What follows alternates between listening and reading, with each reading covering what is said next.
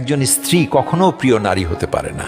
আপনি যদি বেশিরভাগ মানুষকে জিজ্ঞেস করেন আপনার জীবনের প্রিয় নারী কে, স্বাভাবিকভাবেই অনেকে বলবেন মা, কেউ কেউ বলবেন বোন, কেউ কেউ বলবেন মেয়ে, আবার অনেকেই বলবেন নানি, কারণ নানি তাকে কোলে পিঠে করে মানুষ করেছেন।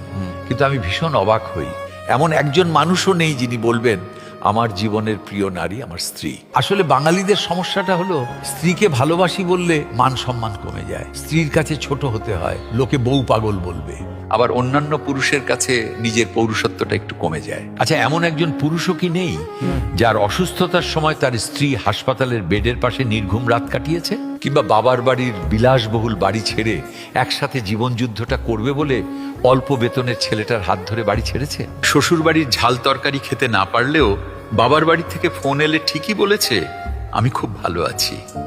নাকি মায়ের হাতের রান্না, নিজের প্রিয় বিছানা, কিংবা ছোট থেকে বড় হয়ে ওঠা যেই বাড়িতে, সেই বাড়ি ছেড়ে আসাটা এতটাই সহজ?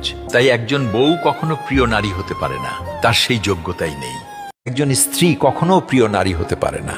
আপনি যদি বেশিরভাগ মানুষকে জিজ্ঞেস করেন আপনার জীবনের প্রিয় নারী কে, স্বাভাবিকভাবেই অনেকে বলবেন মা, কেউ কেউ বলবেন বোন, কেউ কেউ বলবেন মেয়ে, আবার অনেকেই বলবেন নানি, কারণ নানি তাকে কোলে পিঠে করে মানুষ করেছেন।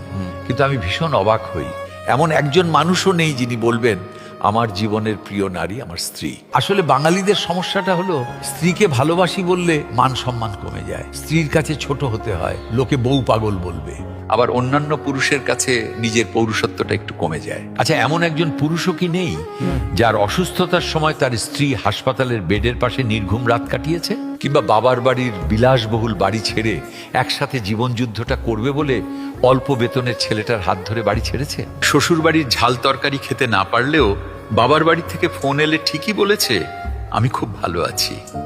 নাকি মায়ের হাতের রান্না, নিজের প্রিয় বিছানা, কিংবা ছোট থেকে বড় হয়ে ওঠা যেই বাড়িতে, সেই বাড়ি ছেড়ে আসাটা এতটাই সহজ?